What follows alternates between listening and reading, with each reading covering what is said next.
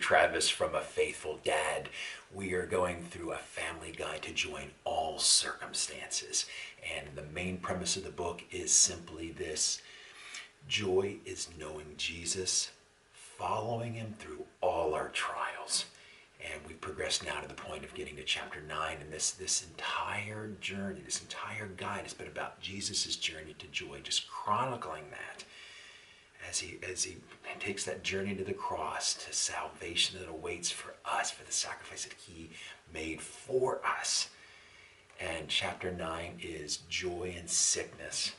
And as has kind of been the style here, sickness and joy are not two words we would readily associate in the same sentence, but there is joy in sickness because of what Jesus did for us.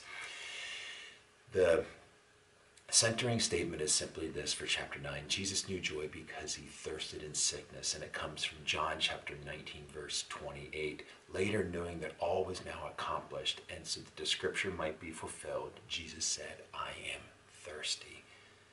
And I have a medical explanation here from a doctor, a physician here, talking about what, from a thirst perspective, Jesus was going through.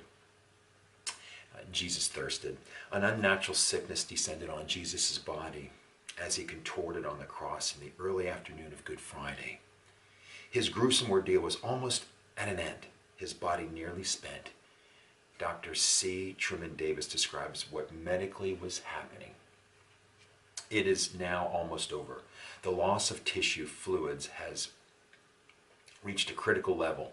The compressed heart is struggling to pump heavy, thick, sluggish blood into the tissue. The tortured lungs are making a frantic effort to gasp in small gulps of air. The markedly dehydrated tissues send their flood of stimuli to the brain. He gasped in his fifth cry, "I thirst."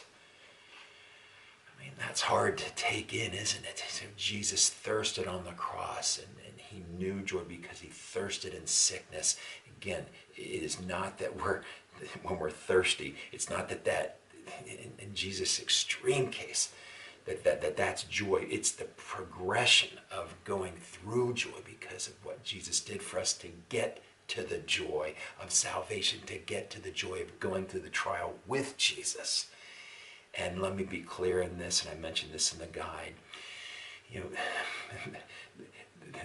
Death, eternal death, is far worse than any thirst we could ever conjure up, any thirst and any drink could ever quench, except but for what Jesus did for us on Calvary's cross. And that's why he did it. He did it because his love for us. He went through that thirst, and our homage, our payback to him, there's no way we can pay him back, but our blessing is to be able to go through sickness, recognizing he did for us, and he will never leave us nor forsake us. This is what the chapter focuses on. This is what the videos will talk about, and it gives us a chance to walk in our journey to joy with Jesus in his name.